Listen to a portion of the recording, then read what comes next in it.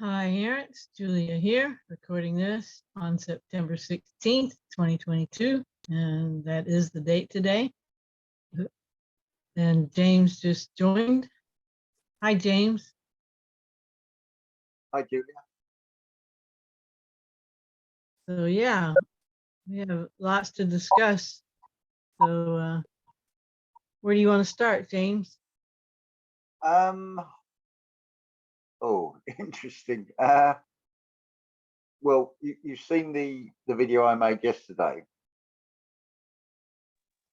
Right, and my take on that kind of is that you and Rudy manifested that event in some ways because that's really happening so much now. If you have any kind of expectations or anticipation, or you've been talking about things, they happen even more profoundly. And yeah, I just think that's kind of happening a lot. I don't know if you watched that Square Peg Divergent one where she had all those incidents happen too.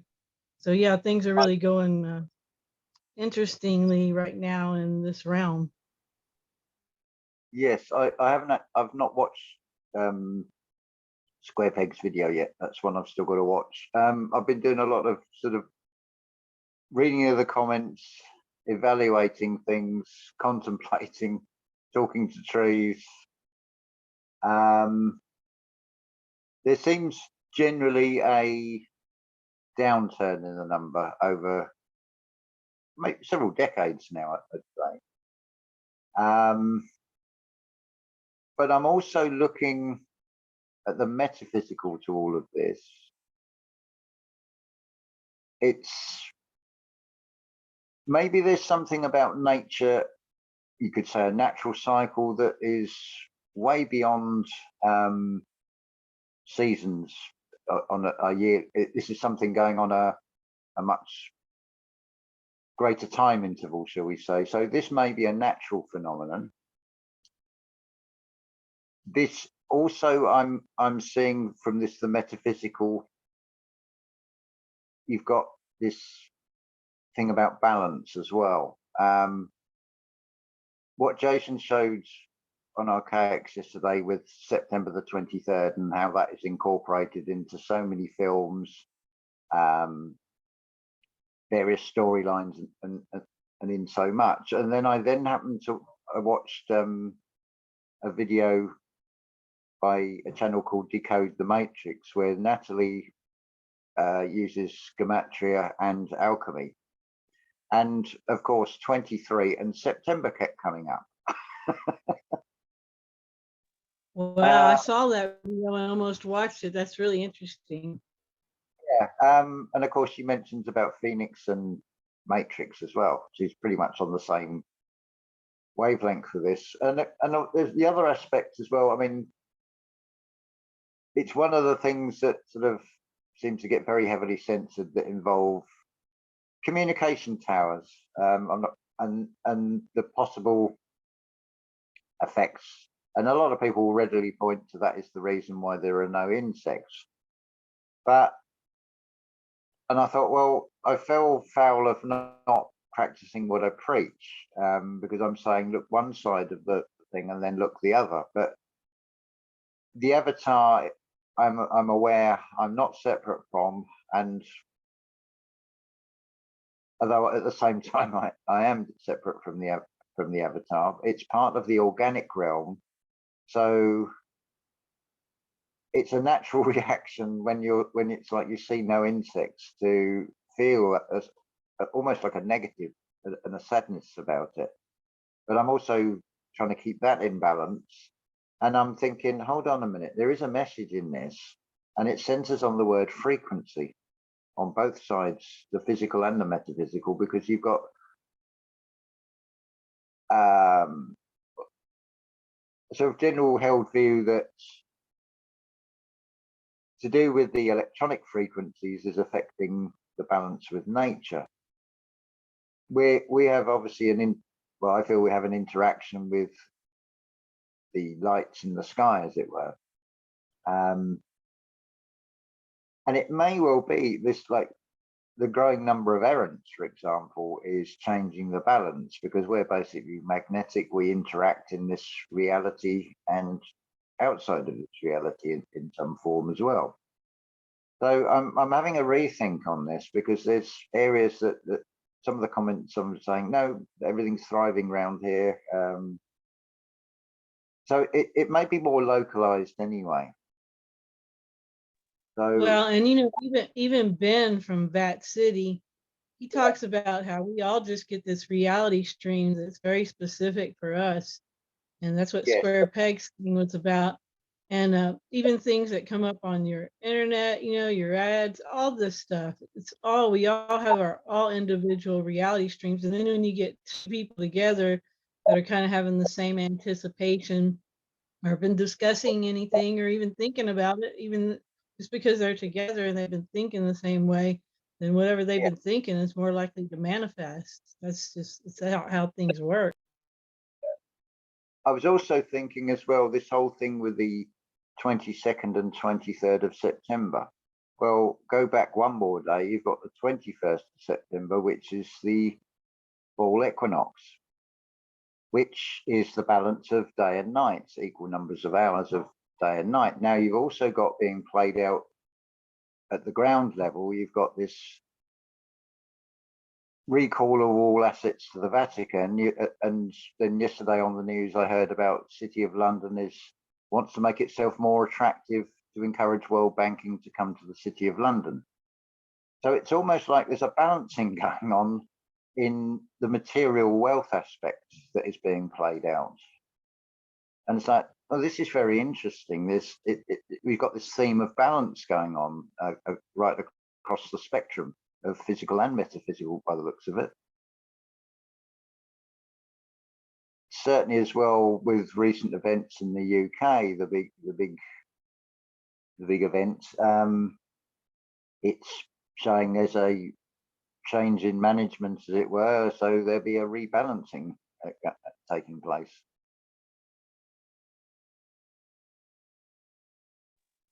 Right, recalibrating. Yeah, some sort of reset. But with what it seems, there are more and more people that are, to varying degrees, questioning different things about their life, their reality, how they perceive the world. A lot of them just baffled of it's like, well, this is crazy. But when you're first faced with it, it's like, where do you even begin to look? But there's clearly something with collective human energy. Sports events, I see in a very different way, that it's almost a system engineered wishing to sort of bring people together for maybe they say harvesting energy, or so there. And you get that at a concert, or where you get large groups of people. If they're going to have a good time with a shared interest, you feel that sort of energy with live concerts and things. And there clearly is an attraction, the fact that so many people want to say hear a favorite band and hear them live, rather than just be happy with hearing them on the radio. So there's the whole atmosphere and feeling aspect that comes into this as well. That's undeniable. I think that's something everybody can relate to, and they've experienced it. So very interesting times, and I almost want to do a second video that is not exactly a retraction, but it's like, hold on, I've had a rethink here. The feeling I'm getting back from the trees that we're on your side, and it's like, I can't help but think of, I think it's one of the Lord of the Rings films, where the trees actually sort of get up and walk, and they sort of, after a long contemplation, because they work on a different time scale, they decide that they're going to help is it the elves and that in the film. So I feel in that we're being shown that nature actually is on our side if we put out the right energy anyway. So again, I don't think there's anything to actually worry about, but it is initially a shock. Right, and it is. It's all about frequency. It's all about that resonance. Yeah, well, even it not sort of really paying particular attention or focus on all sorts on insects and things, but you're aware of them. You see sort of the odd grasshopper jumping about. You see there's those funny little flies that sort of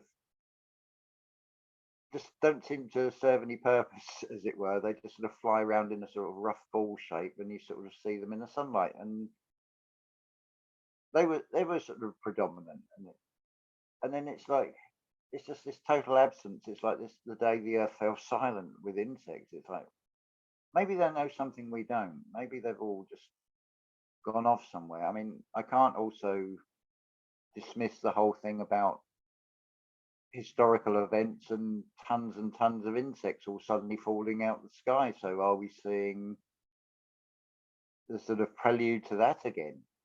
I really don't know, but I'm keeping open to just observing it all, really.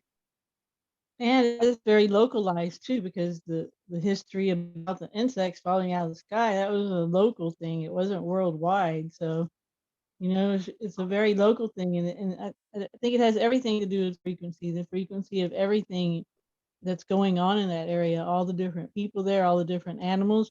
And animals always leave if there's a natural disaster coming, if they're not confined. That's one way they can predict earthquakes is if more missing dogs and cats show up Yeah, in the lost and found of the paper. So yeah, animals definitely know, and if the frequency's not right in that area for whatever reason, then they'll probably go somewhere else. yeah. I watch for the bird behaviours, because you get that particular types of birds. Normally, sort of when it's coming around before sunset, they seem to swarm they almost like shapes where there's such a mass of them, and I'm amazed, and I look at them and think, amazing none of them ever collide. But it almost seems like a unified, informed field between them, because all of a sudden they all seem to have this simultaneous thought of we're all suddenly now fly off in a particular direction, or sometimes they're split into two groups and go off. So I watch for bird behaviour as much as anything. That's the thing that's sort of most numerous, and perversely, I see more birds in a town centre than I do in the countryside. It's like they've come into the town, maybe because the insects have gone elsewhere, so the food source is now whatever humans give them increasingly. Um, who knows? But I certainly watch their behaviour, and also observing nature in general. What are the trees doing? Are the leaves dropping earlier than normal? Are they staying on the tree longer than normal? All these sort of little things I'm watching all the time, just to try and gauge where we are, as it were. Yeah, and I'm glad we're talking about this topic because the whole situation with nature and being in a simulation, people just have a real hard time putting those two things together. And Yeah, then other people don't have a problem at all. They're like, a tree's a tree, a life, it all has spirit to it. So yeah, I just got that Rudy and the dogs videos out about where the insects are. good, But yeah, good. the situation with yeah, nature and simulation. And so, what's your take on that? Um, Initially, it's like saying you're just a character in a book, and it's like a bit of a disconcerting feeling. But I can't deny to myself all what I would call spiritual experiences. A lot of this seems to be come down to labels that we apply, and then as labels are established, they take on particular attributes as to how people will hear a particular word, and it can become a trigger. And if I say the word house, I mean, there's a general conception of what I'm talking about.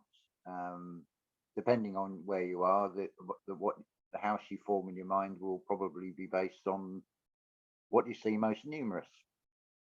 Um, so even the word simulation, I like the way Ben talks about it, and I hope hopefully Ben will hear this as well. And it's like, can we have part 2 of your video series? That was fantastic. When he talks about an organic No bio, doubt. I feel it's more, we're trying to use the existing language we've got, which is something throughout history. I mean, talking about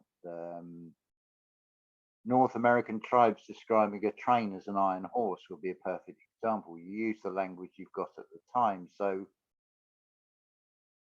simulation, it's just a way to describe it to me.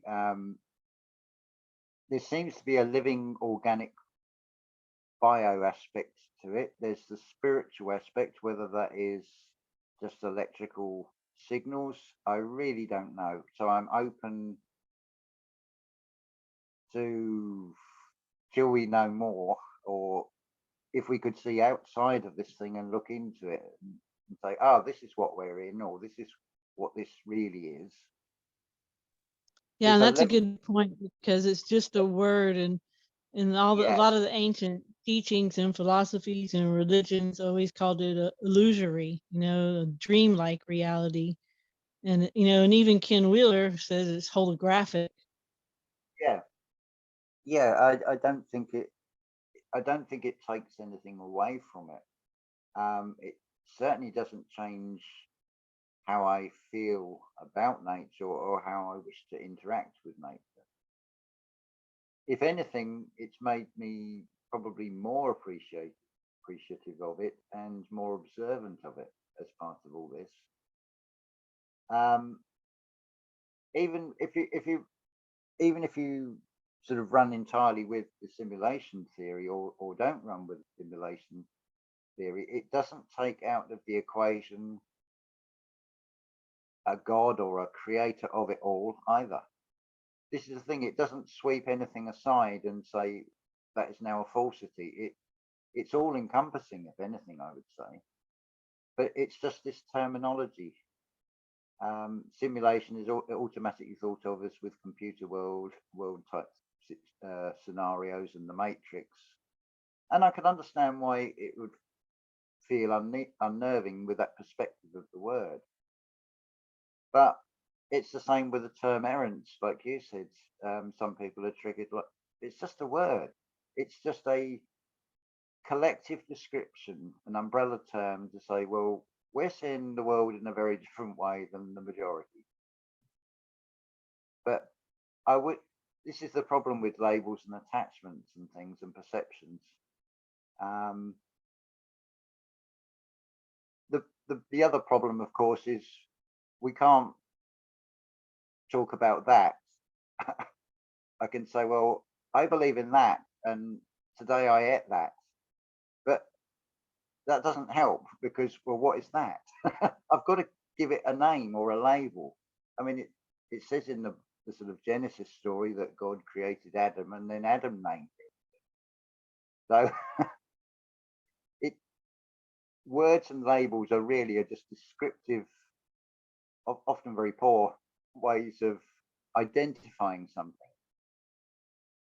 So we've got a common communication. So if you say, well, I'm going out to buy a table today, then it gives you an idea rather than me saying I'm going to buy that. That's not going to tell you anything. But of course, it comes down to that whole thing that Rudolf Steiner talks about, where draw the triangle sounds very simple to do. And in your mind, you can change the shape of that triangle to an equilateral triangle or various angles to those three corners. But as soon as you try and put it on paper, it can only take one form. So we cannot, there's nothing we can't show a definitive table or a definitive window or a definitive tree or anything. We have to add some sort of identity to it, and to put it into a physical form, even as a drawing, it can only take one form. It seems to be something of this solid reality of whatever it is can only take a singular form, or it can take multiple single forms at the same time. So one of the conundrums of Right, this and realm. no one can, I mean, all the around mainstream science and everyone else knows that everything is mostly empty, right? Mostly ether, 99.999% empty space. They say that about atoms, and they've been saying that. So I don't see, since they've been saying that, but nobody ever puts that together, that means that none of this matter stuff is really here. And that's kind of how simulation comes in too, because yeah, it's all holographic. But the other thing is, if I'm going to try and use the five senses, particularly in the external, they're on such a limited frequency, and then it's like, well, what is either side of that frequency range with any of the five senses? Because readily, like a radio broadcast, Wi-Fi signals, without the equipment, you can't decode it. And I feel that somewhere in this so-called junk or dormant DNA, there is a potential that we could do like a lizard. If you lost a limb, you could grow a new one. To some people, that might sound crazy, but when you look at a fetus of a reptile or a human or anything, they all look pretty much the same, like a little alien. But then as If they it's grow, possible for one form of life, it should be possible for any form, as long as, like you said, the right DNA or whatever it is that's coded in us, is there, is activated. I forget, I don't know if it was who I was discussing with this, I think it was about 2 days ago. To me, it makes sense that in our natural state in this realm, we would be awake for 8 months and sleep for 4. The ratio between sleep and waking hours on 24 hours is still the same.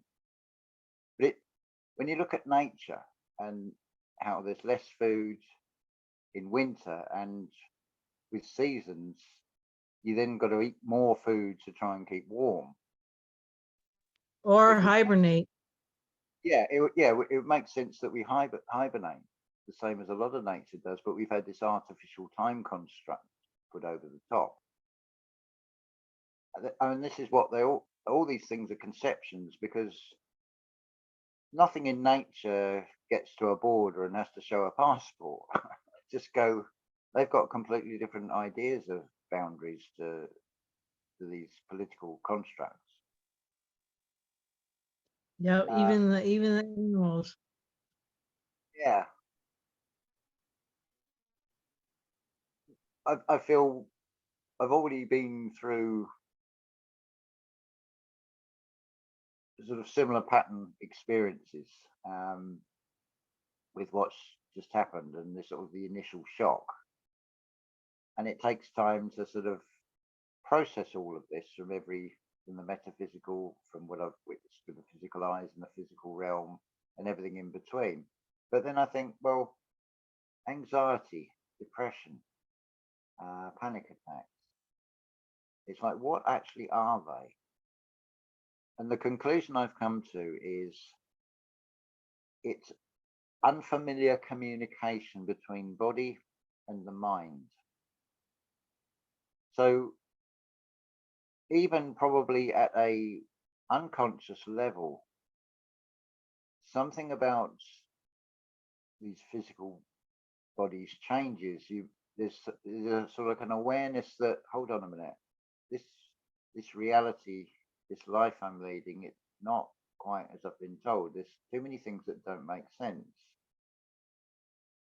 Now you've got this beautiful fire alarm warning system through nerves and everything that runs through the body, and so that's now sending like alarm bells going off. And of course the brain doesn't know it's a new experience. It doesn't know how to interpret this new phenomenon, this new feeling, and it comes out as being expressed as anxiety, as depression, as panic attacks, but it's just that initial new language that we haven't understood at the time. Because when anything like this happens, I mean, I'd heard of panic attacks. When I had the first one or two, I didn't even know. It's dawned on me later. I thought that must be what a panic attack is, because it's a feeling like you're drowning in water, although you're not in water. But there's a conflict going on in the rational mind and I suppose the irrational side, as it were, and it seems to cause some sort of short circuit and an alarm going off in the body. Because I've come out the other side of it now, so I recognize the sensations in the body. It's like, that's telling me something. I need to listen to that. What's causing this alarm to go off? That's a game changer. That saying about a weakness becomes a strength has been very much shown to me that these are warning systems. These are an extra sense that's being developed. It's now like a radar that's reaching out further. And of course, if you reach out for more, ask and you shall receive. If you're open to more, you're going to get more. So a lot of people are sort of, this or that. I've had this or that download, and I mean, I'm feeling this or that, and it's like, well, because you've asked for it, you're open to it. You've got to take responsibility for that. It's just something unknown to you at this stage. So don't be fearful of it. Analyze it, process it, and do that in feeling. Don't try and do it in thought and go down the thinking route. Just let it happen and feel it would be my advice on this. And it does become something beautiful.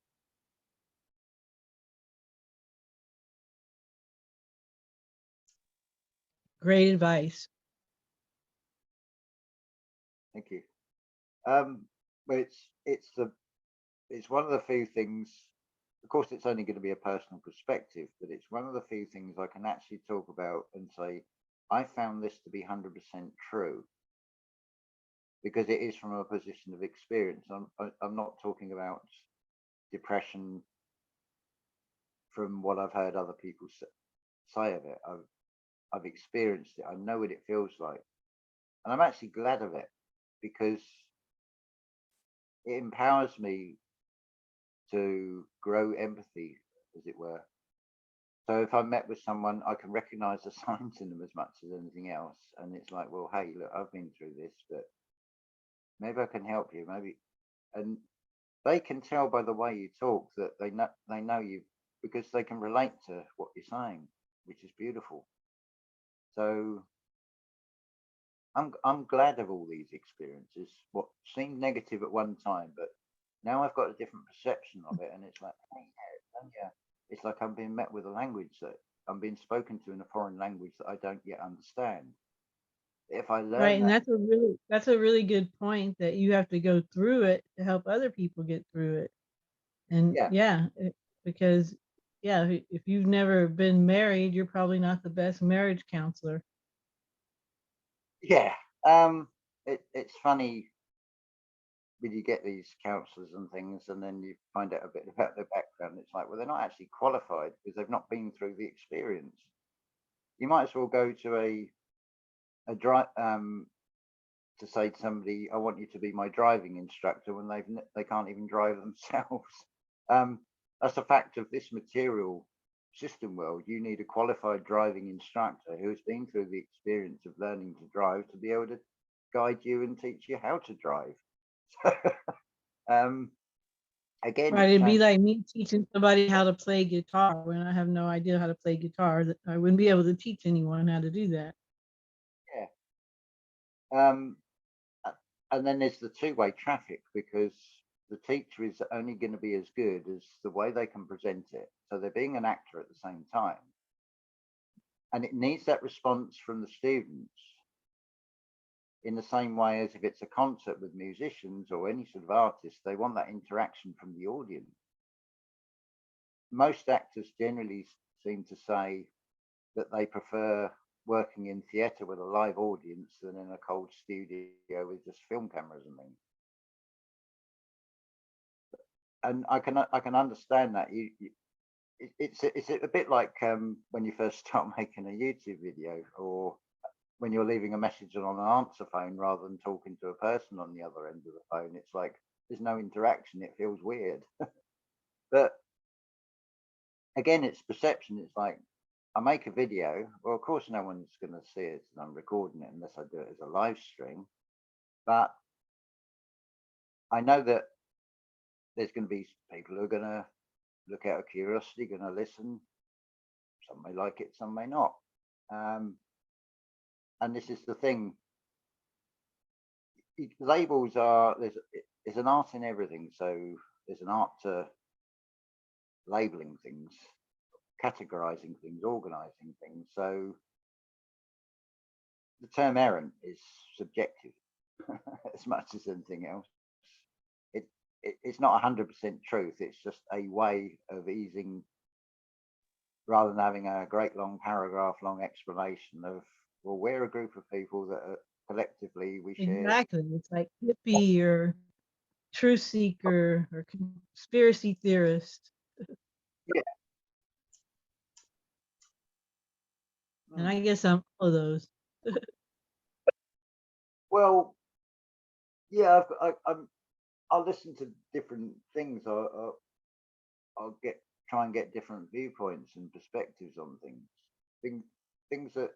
But it's amazing how so much is basically saying the same thing just from a different perspective, but saying exactly the same message. I find that beautiful. How it all comes together.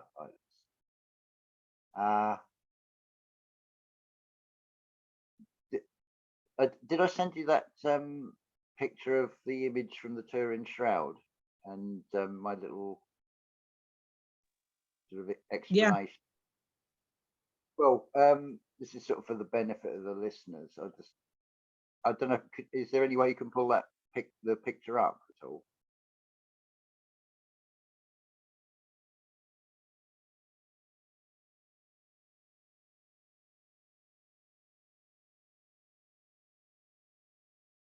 It's just purely. I'll try to pull it up, James, or you can do screen share. Do you know how to do that?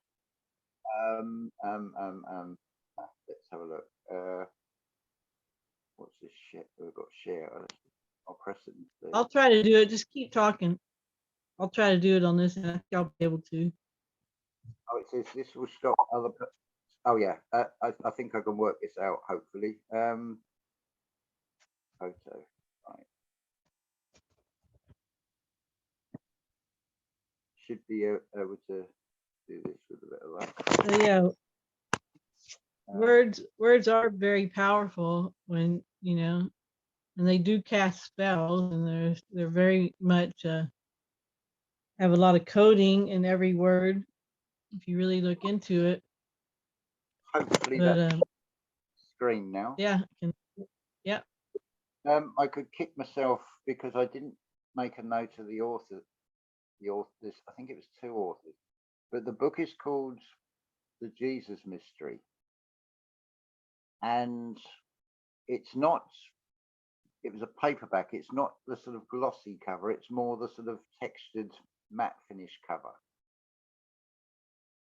And I don't know what made me decide to do it, but I took a picture of the middle of that book cover with the image that you've now got on the screen. And I thought, oh, this is very interesting.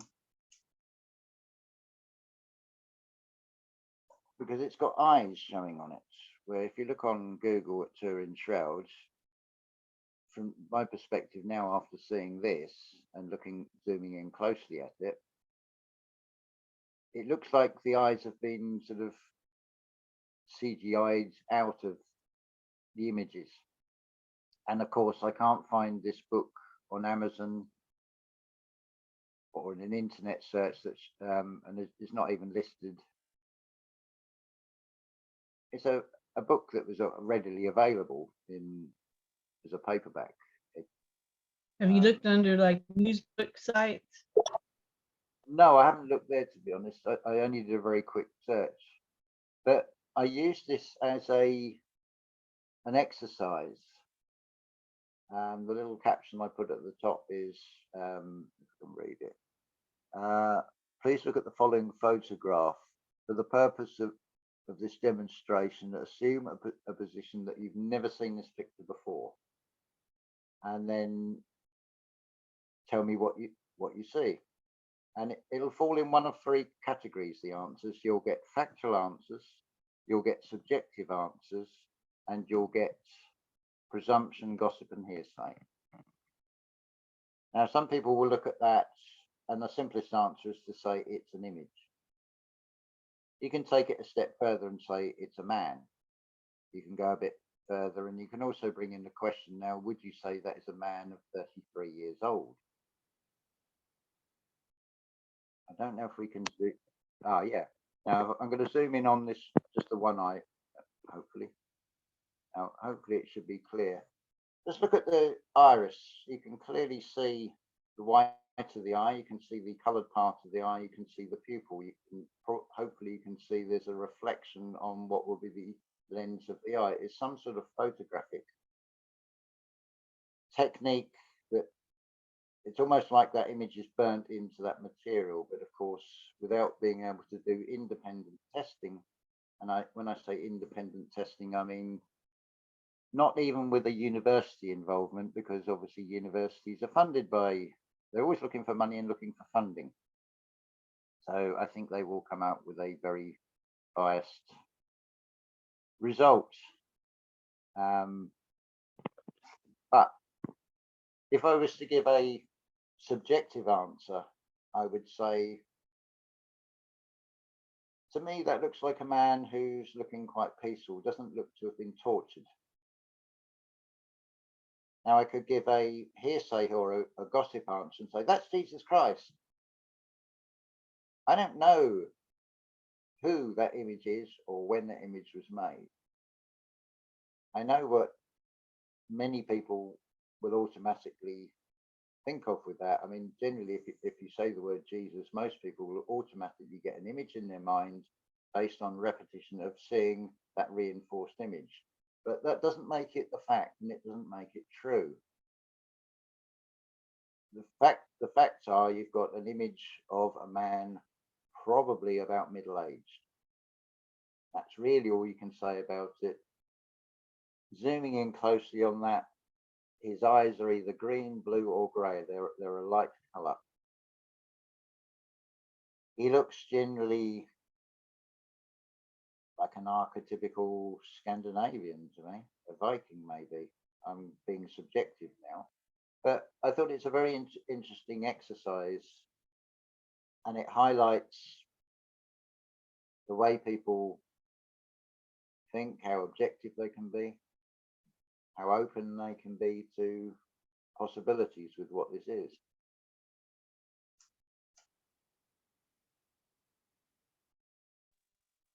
Right. I never believed anything they tell us anyway on the mainstream narrative, so I never put much into that whole Shroud of Turin thing, because I just don't trust anything they tell us is authentic.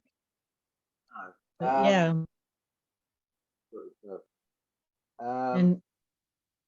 And the Jesus, the historical Jesus, if there is one, is different from the metaphorical Jesus that's in the Bible. You've also got almost like a wrapping round of historical events. I'm going with the Ralph Ellis lectures. He has shown coins that were minted of this King Esus of Parthia, the old name for Persia. They were the shepherd kings, the Hyksos pharaohs. He legitimately has a claim to the throne of Rome, Egypt, and Persia. So you could say the known world. There's a historical basis in this. It's basically the same image as the King of Hearts on a playing card, but it's a side view on this coin, so it's more like the King of Diamonds. So it is based.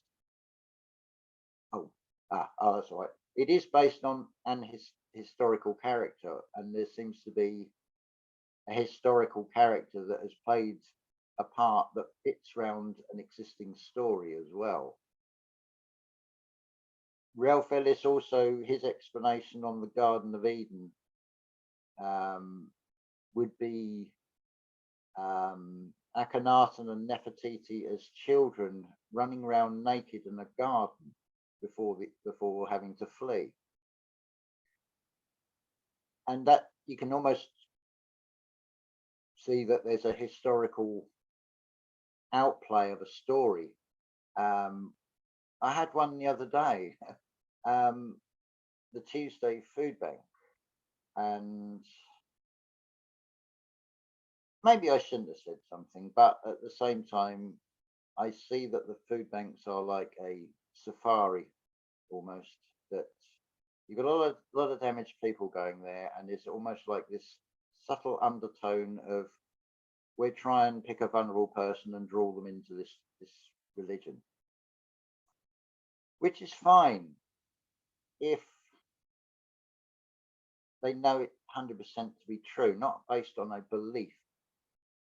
And I pointed this out. I said it's a fact in this reality that if you are to build a construction, you need a solid foundation, and it says so in the Bible.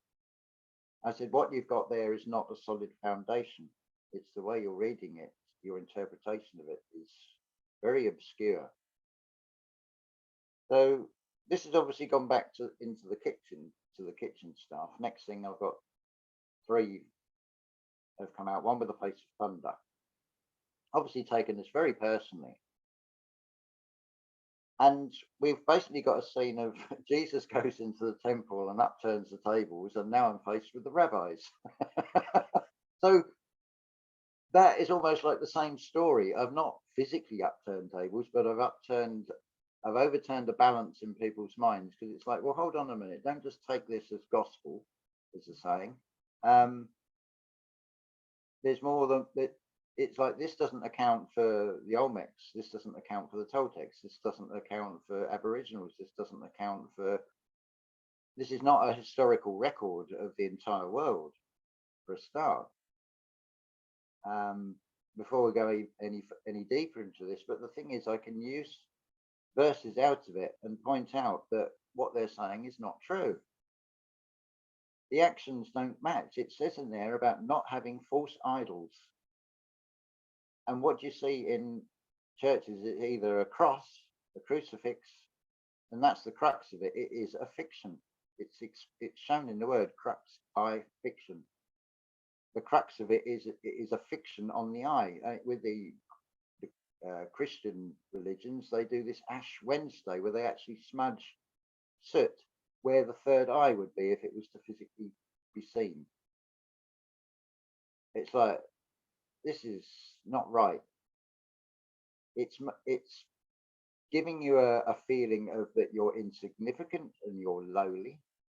That you've got this rigged game that you can never win because you're supposed to emulate an archetype, this Jesus Christ, but you cannot be Jesus Christ. You cannot be a living Christ. And yet it says in Paul's letters to Corinthians, I think it's 2 Corinthians 13:5, it says, do you not realize that Christ is within you? That changes everything. Now, taking it a step further, the word Merkaba, which you showed on the screen earlier. Now, I think about the Egyptian pharaohs and the mummification. There's 7 jars, 7 chakras. That's the Ka, which is united with the Ba. This image that we've got here. I've actually seen this in the mind. In a realm that looks like black velvet. And there was this thing. It wasn't quite the same as this. It was the magenta light, but right in the middle was a bright white light. And it was in what I call a void. But what is the Merkaba? It could be just your higher self. The mer is French word for sea. So by extension of that, you're seeing your Ka and your Ba, you're united, your 2 pyramids, your lower conscious, your higher conscious, which I feel is expressed with those 2 pyramid shapes. because these things rotate in opposite directions. It's almost like a timepiece. It may be our consciousness that is placed into a body avatar to come into this realm, if you want to see it as a simulation. But I have definitely seen this thing as real as this reality. And there was like a telepathic communication. It was like 10 vowel sounds that it's like a code that was put into me. And how that's meant to come out, I don't know. I'm not saying it's something that is exclusive to me. I'm just giving you a testimony of a personal experience. But what I was actually seeing, was I seeing the creator? Was I seeing my higher self in just an energy form? Because I feel also what we're actually shown in the mind's eye is things in a form that we can interpret, that is not going to frighten us, but to help us understand who we are. So I cannot say that's 100% truth that everybody will see this and this is what you really look like as an energy form. All I can say is that this is what I've seen. This is my testimony of my experience of seeing this. Right. So that could be our form rather than having some kind of more human looking avatar like Jason thinks. Well, I feel we're running with that as we're in a simulation, or I call it a diagnostic zone, because it's like, well, why does everything seem to be going against nature? Well, maybe that is by design, that it's to test it rather than let it spill out onto a real perfect earth. Maybe there's a problem that side that we don't know about, or a potential problem. So, we'll try this out here and see what happens, rather than test it out.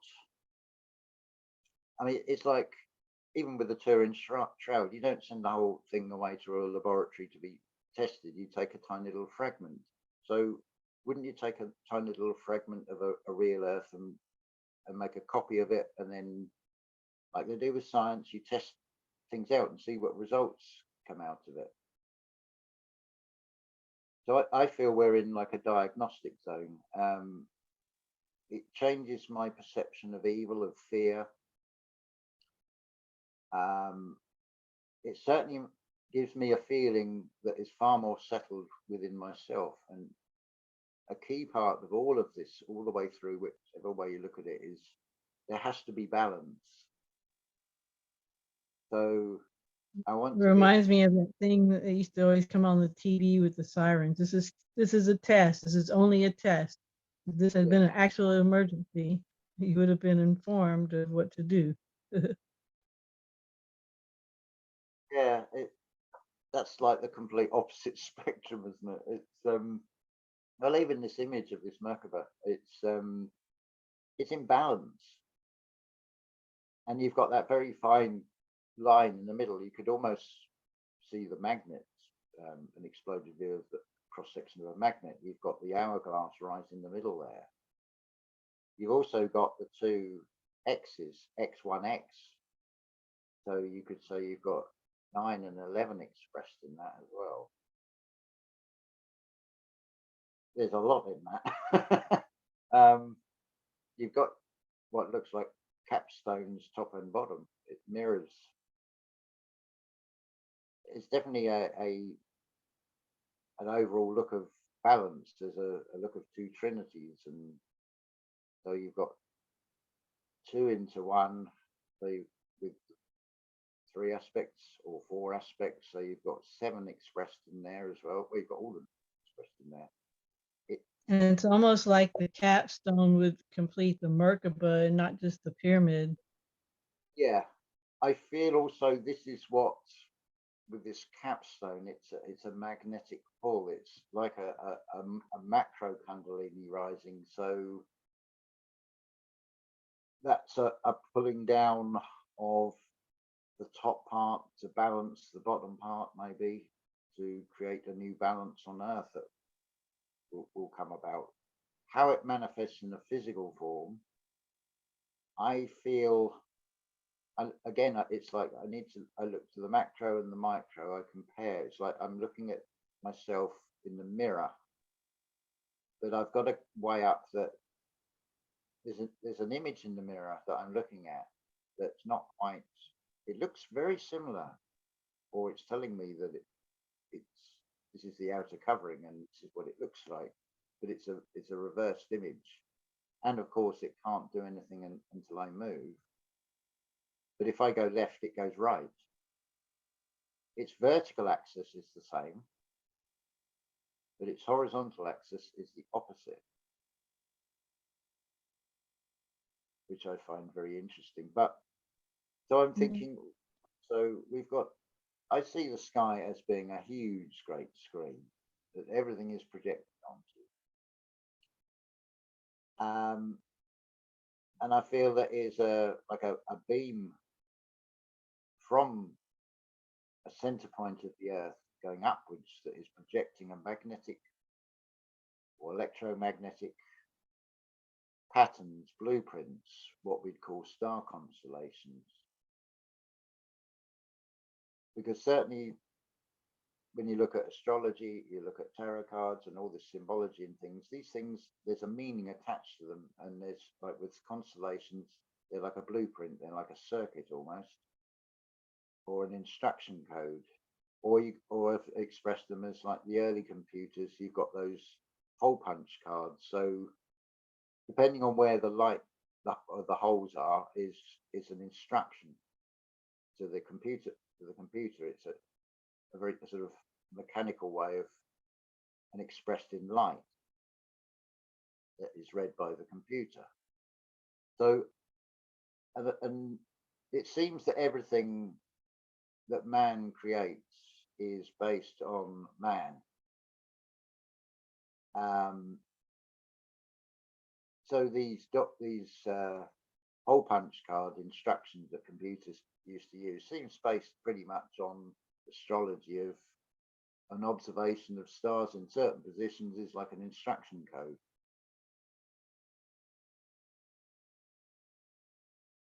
I find this all fascinating, actually.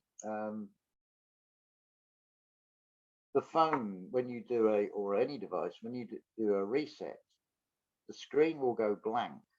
It seems like the thing's not doing anything, and then it will suddenly come back to life. So there's some things happening in the circuits.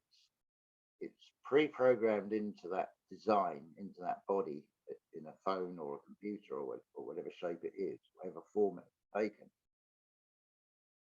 Because we're dealing with something that's purely material with electrical circuits. But we also have electrical circuits in us as well. So we're not actually that different. And by extension, if man is created in the image of God and therefore has the ability to co-create, and that's now done a manifestation of man as a device. Now, if we look at this the other way, when it's expressed as we're created image of God, well, that may be something very, very different anyway, because do we look like a mobile phone? We can have an image of our avatar on the mobile phone, but the actual body of the mobile phone is very different from a human body, and it's not an organic living construct, it's a man-made material construct. But it does seem based on physiology very much.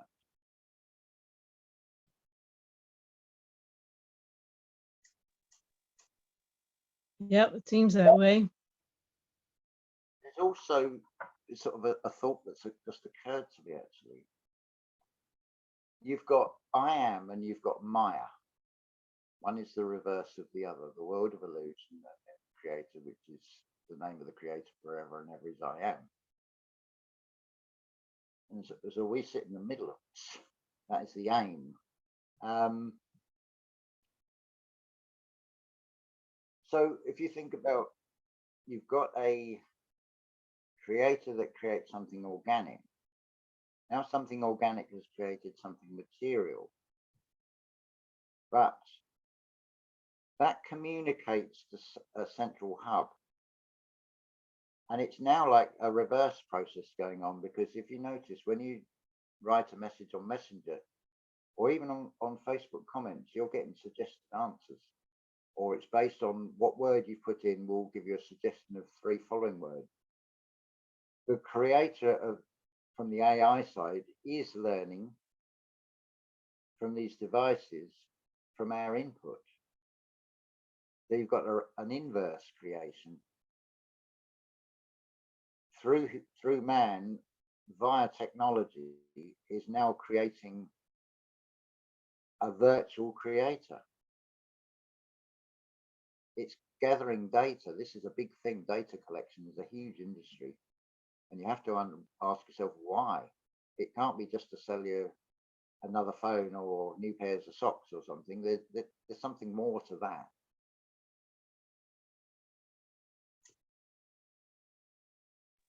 Yes, data is fundamental, and this is definitely a data-driven system that we're existing in.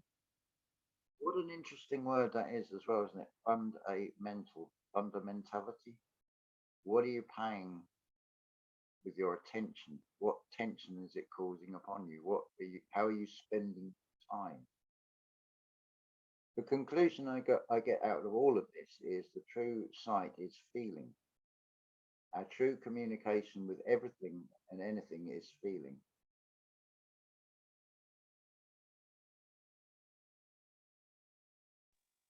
Right, and intuition comes in there. So just looking at that Merkaba, it's like the more I sort of look at it, the more I'm starting to see, and I'm not thinking about it. I'm just letting that image come. I'm absorbing the colors. I'm absorbing the shapes. I'm letting it unfold. It's like that. Some of these trick pictures, and you'll look at it, and it'll show you, say, trees, but then your eyes seem to flip over, maybe by suggestion, and the gap between the tree trunks then forms like the outline of a human. Now your eyes can't sort of it can't really, it goes to a point where it's seeing, well, I can see the tree, but I can see the human as well. But initially you only saw the one or the other, depending on, I feel it depends on whether you lean more on, I think, was it the autistic side or the Asperger side? Depends which way we're balanced in these tests as to what you're supposed to see, apparently. But that also seems to be a demonstration of, well, what about with the mind's eye as well? And as Ken Wheeler says, you can't think the way out of a thinking box. And this is the thing. I mean, he dismisses meditation. I don't. I feel the more it takes practice, but in a physical sense, imagine yourself sitting on a chair, but you're now projecting yourself, you're standing behind the chair, but your physical body and your brain is still sitting in that chair. And you then become it's like you're looking through the back of the head and you're observing your own thoughts and the images that are coming into the mind.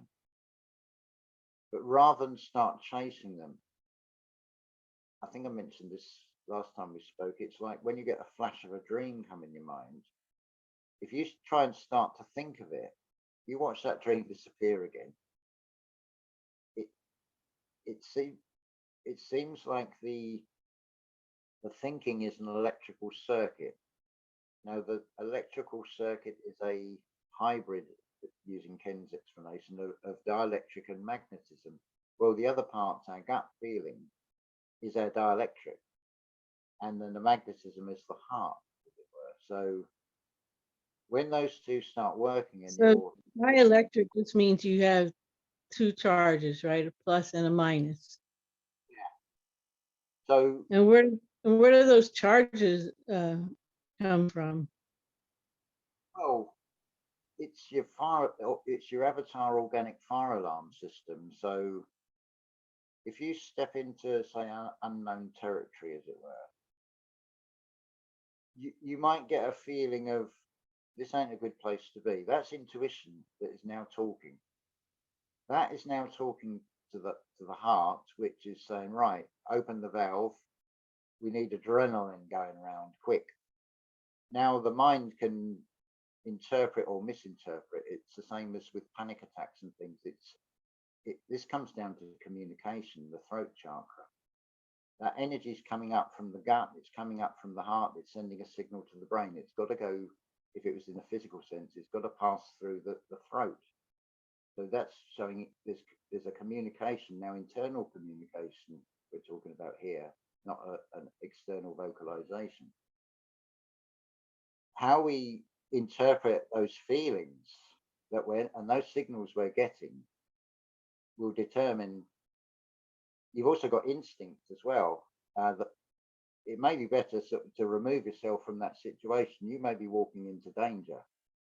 So you've got this antenna that's now kicked in that's saying, hold on a minute, I wouldn't take any more a step further forward. That's worth listening to. I've certainly experienced it with driving. Country lanes which are sort of wide enough for a car and a push bike to pass each other, but not two cars. Which at night time you see headlight beams and things, that's no problem. But during the day when it's bright and sunny, there's always been like a sixth sense warning telling me there's something coming before any sense has seen it. It's going to be sight is going to be the first one, more, and then followed by hearing. But there's an internal antenna has warned me before I can even see it with or detect it with the five senses in the external. And that's a beautiful thing. It's like, well, I want to keep that. I want to keep that dialogue going. I want to keep that communication channel open as well, because that has potentially saved this body to carry on and having an experience here. If I hadn't listened to that, and it's like, I don't. There's no car. I can't see a car. I'm going to put the foot down. I'm going to accelerate even quicker now. And I'm going to cut the corner as I go around that bend, and it will be a head-on collision because I've not listened to what that instinct or intuition is telling me. Or collectively, it's called sixth sense. Another example of this is a lot of people will probably can relate to this. You walk into, say it's a friend, a neighbor or something, and you've got a sort of relationship where you can just knock on the door and open the door and go, hi, it's only me. And you open the door and you sense people say there's an atmosphere in here. Now, nothing's been said. There may be a detection of body language if the people are there and they're like got their backs to each other, and you just feel it. And that's amazing. But this is, it's your imagination.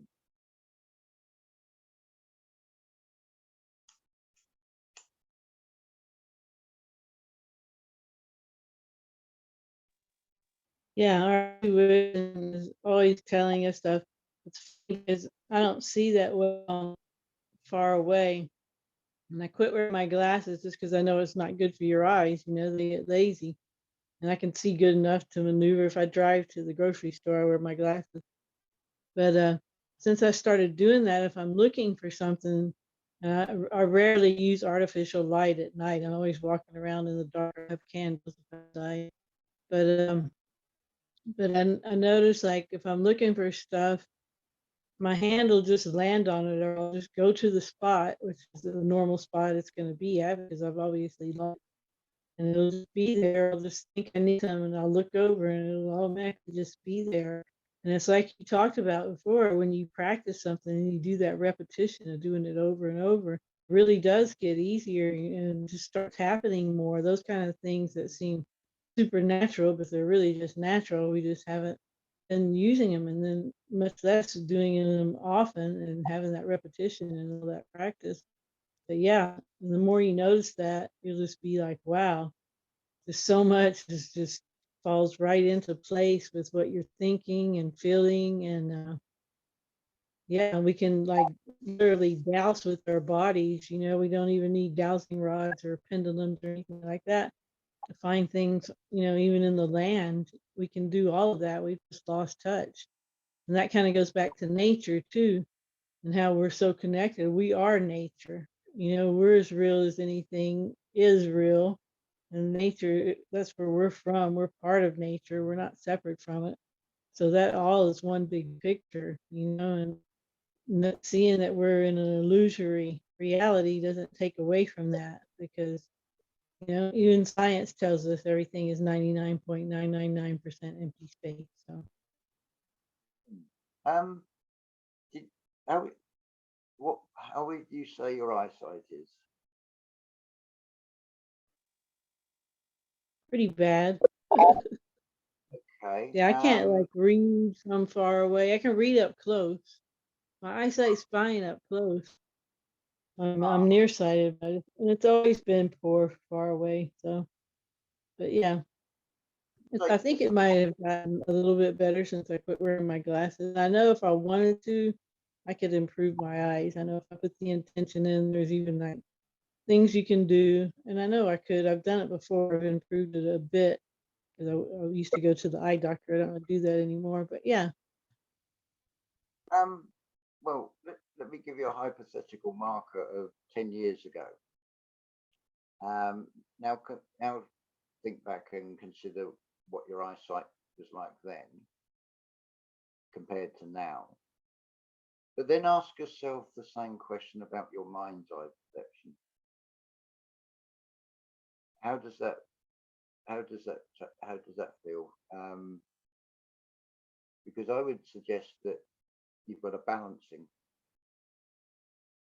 I I I feel this is suggested, or this is a metaphorical analogy that's being shown with Odin. He loses an eye to gain knowledge. I think in that one he hangs upside down from a tree as well. I'm not really up on the names of the things, but also Ralph Ellis with this King Esus. Apparently, he was nailed to a ship's mast. He was one of three that were instigators of a Jewish uprising in Jerusalem in AD 70.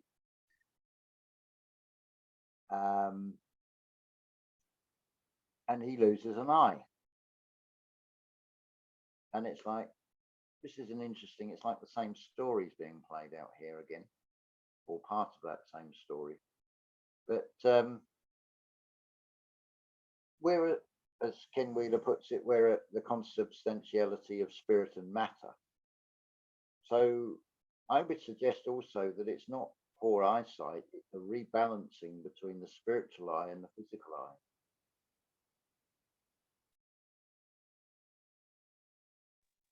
yeah, and I'm sure if you took that perspective from the get go, it'd be much easier to get in Well, balance when you work on it on in that way.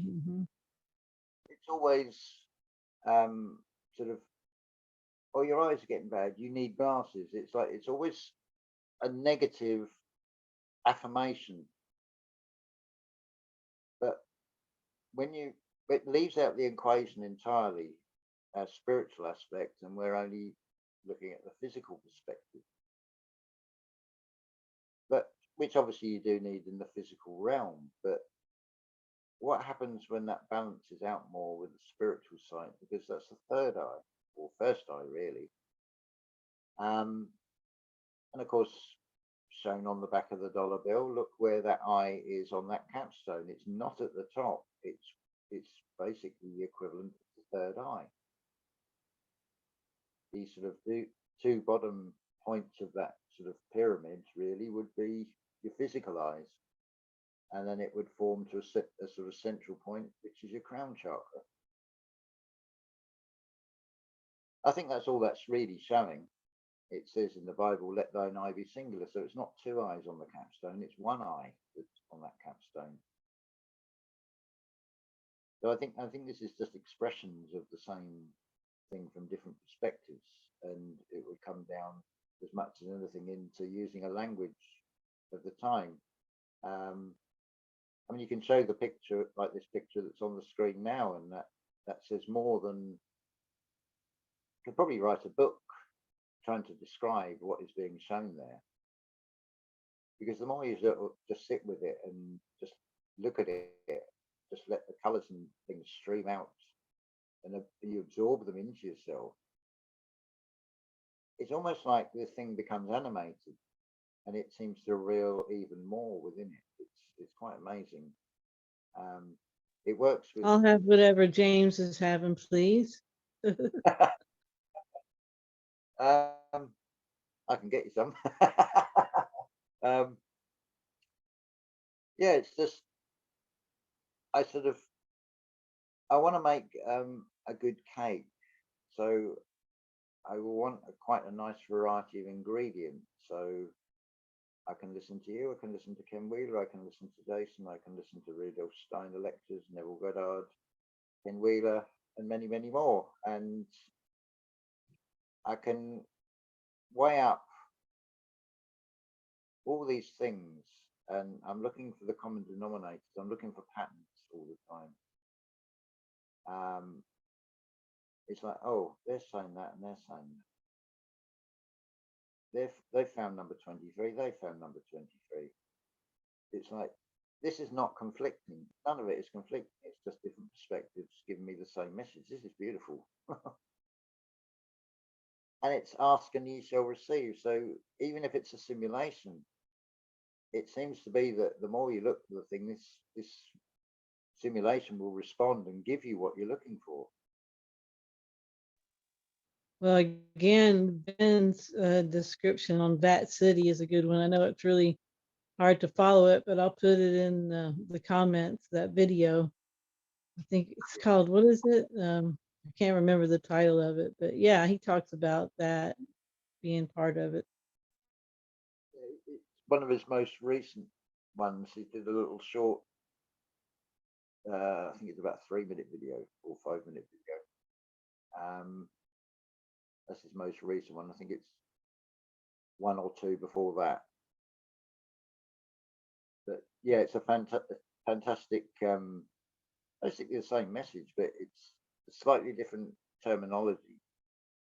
I like the idea of, anyway, of it being a bio computer. I like the bio part of it. I like my interpretation of what living is in the organic, and I love the interaction of it all. I feel that it is very much nothing is added, nothing is taken away.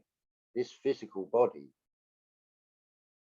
if it is purely down to me, and there's a lot of people I talk to share this same desire, this wish. We want sort of like the Viking thing, like you're out on a raft and you've got the flaming arrow, and so you're giving the avatar, the body, back to all four elements. You've got the spirits with the fire, and obviously the air from the smoke that comes off of that. You've got as the thing burns and disintegrates, it will go into the water, so it satisfies the water element, and then some of that material will end up at the riverbed, so it's going back to earth as well. And I love the idea of, yes, I love the idea of, thanks for the loan of this vehicle. I'd like to give it back intact as best I can, slightly worn, one previous owner, as it were, and I spread myself out. So yeah, it may only be a concept, but to me, it's a beautiful concept, and I'd like the opportunity to be given the opportunity, or create the opportunity, so that can happen as and when. Right, and it is possible, no doubt. Yeah, it's just a restriction of you can only be buried or cremated at the moment. But why can't we be given back to nature in a way that I feel is more in balance between all four elements? Yeah, everything can be recycled. Everything, every animal's excrement can be recycled. The waste can be recycled. The death can be recycled. All of it. Realm of duality. So you've got the time, linear time element, and let's face it, a newborn baby and somebody of 90 years old looks almost like a completely different species. But the one will become the other anyway. So you've got, with time, you've got a slow process that is of decay. But then it creates new life and keeps an eternal cycle. So we are in a sort of figure of eight metaverse, very loopy one at the moment, but it's a beautiful cycle, and it's right down to breathing, to experience living, because you breathe out carbon dioxide, which is food for the trees to turn back into oxygen. So it's reciprocal as well. And you've got a duality going on. If you couldn't stop breathing in, if you couldn't reach that limit, you'd explode. If you couldn't stop exhaling, and there was no limit to that, you would just sort of implode. So there's a balance in every breath we take, as it were. Interesting that that's a song by the group called The Police, who did an album, I think it's called Ghost in the Machine, and then there's another song called Spirits in the Material World. But they're trying to tell us something. Yeah, I think Sting knew a few things, huh? Yeah, and But yeah, balance is so key in everything, we all know that. It's just when things are balanced, it's always better with all aspects of living. the truth is never popular. The truth hurts. It stings. Again, it's not like he is any more special than anybody else. He's just been used as a medium to express a message to humanity, to try and guide it. It's an art spirit. It's subjective. It's not objective. It manifests as objective. Although music, you could say, is neither objective or because it requires musicians to then play the song and bring it to life, as it were. It takes on a life form as a music score and a lyric sheet, but it needs a group of humans to bring that to life. Right, all the data is there. It's in the Akashic records, and somebody has to bring it out for everybody Yeah, else to witness it and learn from it. But yeah, like all the artists, it's not really their work. There's nothing new under the sun. It's all there in the data streams. It's just who gets to retrieve it and present it. in a way, collectively we're a living library, but we're also like a lending library. We can take the book out and look at it, read it, and then interpret it and express it as a painting or a sculpture or a piece of music or a garden design, anything really. Right. Quite a beautiful way of looking at it. You don't need a library card or any ID. You know what else about that Merkaba? It's pretty much looks like a typical tourist field, except the lines have been straight now instead of curved. Yeah.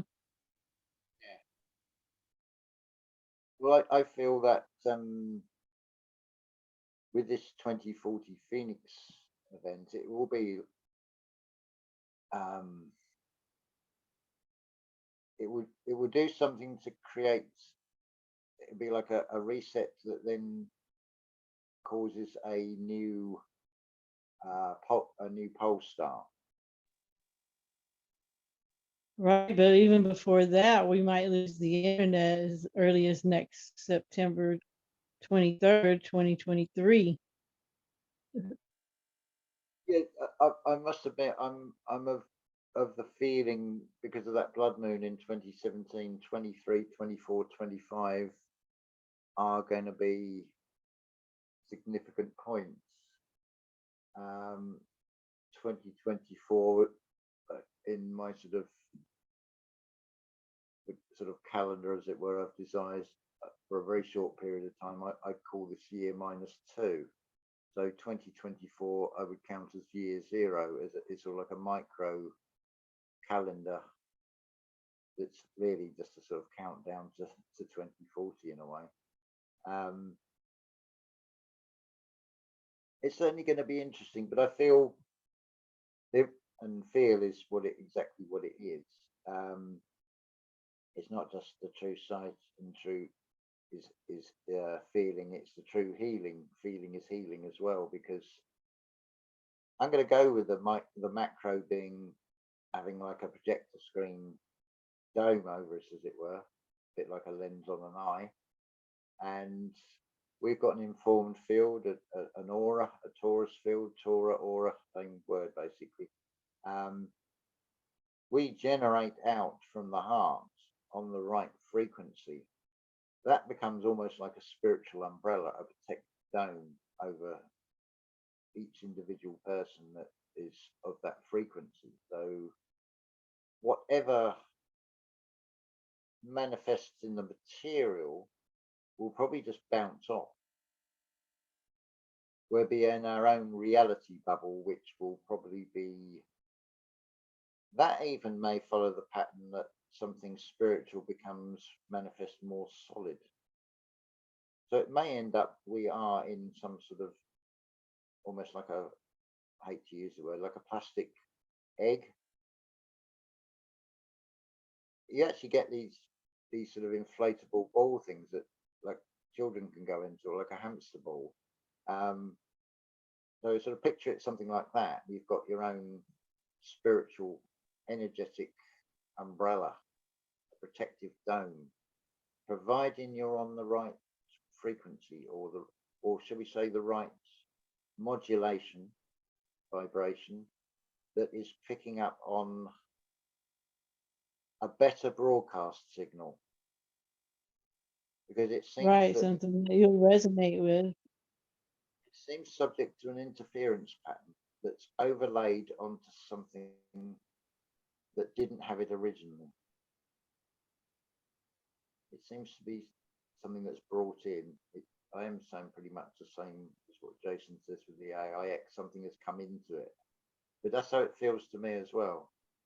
Definitely, it's like I can see the beauty in nature, but now we've got this awful mechanism over the top of it that seems to be doing all it can to mess it up. And it's like, I don't agree with this.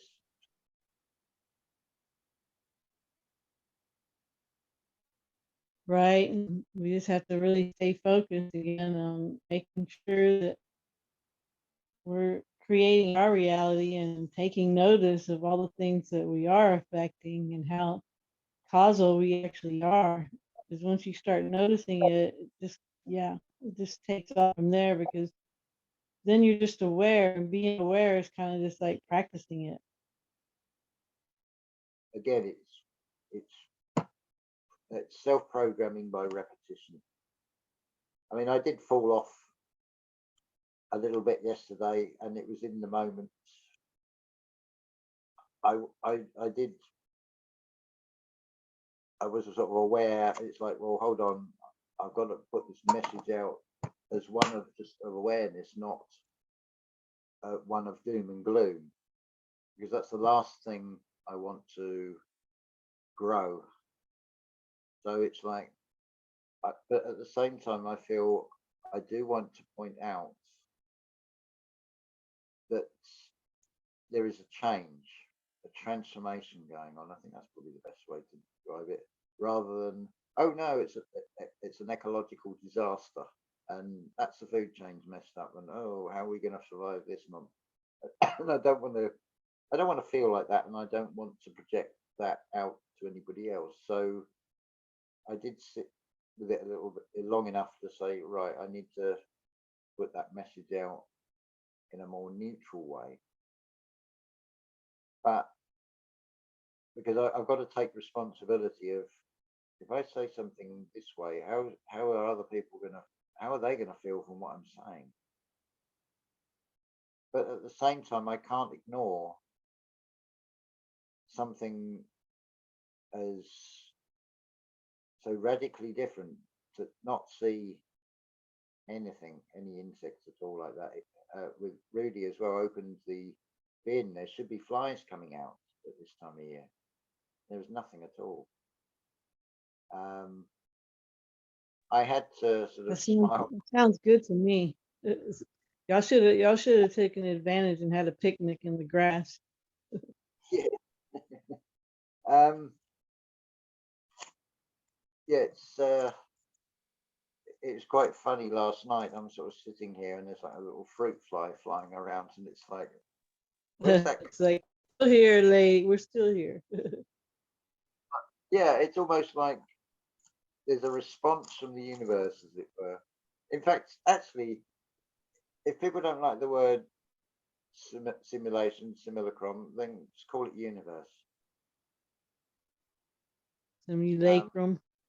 I finally because learned how to say it right. the, in, at the end of the day, a universe. So we're singing from the same song sheet. It's unified, a unified informed field, you could say, or a collective consciousness. So Right. yeah, Maybe the lack of insects is a resonance thing for certain people, and maybe that is going towards that place where there's no predators and parasites. Like Jason says, the real world is.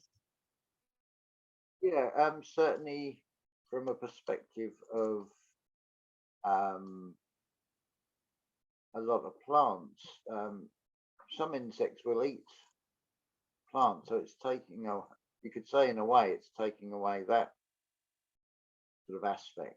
Maybe that was what was being shown as well. You're right. It's perspective again, isn't it? To me, it seems strange that we're near that equinox, and that's very much about balance between light and dark. Um, so the message, as as much as anything, is I think it's one of transformation and you could say a new world order, but don't be triggered and take that material sense. A rebalancing between the spiritual, which I would say is definitely on the increase. In the last week or so, I have twice felt this almost like an energetic shockwave that sort of ripples. It it's only in feeling. There is nothing tangible. There is nothing I can detect with the five senses outside of myself. But that's twice it's happened. It's like, whoa, something, and messaging other people, and they felt it as well. Um, so there is a communication, and again that come back again, isn't it? It is all about communication. Um, Listening to being internally aware, um, what the body is communicating. So anxiety and thing, it's like a new language. So it's, don't go straight into fear state and, oh, yes, it's very real. It does feel very terrifying, but a lot of these things, once you understand what they are, the fear disappears, the negativity of it disappears, the perception then changes, and it's like, actually, I know what this is telling me now. It's giving me a warning of something, depending on the situation. Because I don't know how other people are, but the anxiety was always about going outside. If I stayed isolated,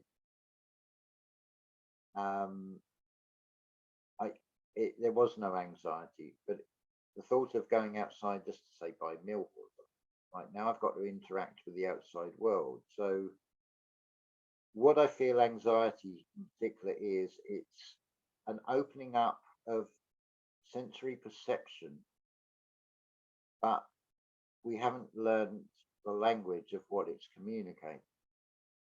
Because if you're open, then you're going to feel a lot more from other people. Um, so, do you want to import their feeling of fear, for example? Do you want to be eating that, as it were? And I feel the answer is no. So I feel the anxiety is, it's like it's now more open to receiving new information, but some of that information it's getting is not going to actually help the avatar. So it's like a warning going off. It's sort of saying, well, hold on a minute, you need to learn the language, because otherwise you're just going to feel more anxiety. And it isn't pleasant. It's a horrible thing to feel. And it is a very real feeling. Anybody that's ever experienced it will know exactly what I'm talking about. Right. When I've had that extreme anxiety, I got really nauseous and felt like I was gonna pass out kind of thing, more than it was with breathing. But yeah, there's so much overwhelm that, Yeah. yeah, just the overwhelm, just insane. Yeah, so in a way, it's like an overload of information. So it's the informed field is now suddenly decoding a lot more. Yep, that's exactly what it Like is. starting with the instinct, the intuition in the gut, and then going to the heart, and then going to the brain. The brain's like the last to know. So it's got to try and catch up and learn this language. But it's like, I wish I'd known that then. But then I wouldn't have gone through the experience, so I can't say that either. Yep. Here we are back full circle. Yeah, you have to go through the experience in order to share this whole story and maybe help some other people. And they've probably already been through the experience, but to prevent future ones is huge, because that's a big thing. Anxiety attacks people, have to take all kinds of medication just to keep from having them. So having a strategy to deal with them without using substances is, yeah, super useful. You've got the system play out has twisted it. So what all this is saying is you need time to process it all. Its polar opposite is the material world, with giving you everything instant. And of course, people want ready answers, ready meals, and it's like, I haven't got time for that. I want it now. And then it's like you can have it now at 0% APR, and then you pay back whatever interest rate after 6 months, and you have it on credit. So the system is actually doing the opposite. And people's minds are sort of being conditioned to, well, I can have it right now. I can have an instant download of it, and I haven't got to wait any longer. It's the complete opposite of this learning through experience. And I know which is the more rewarding, for definite.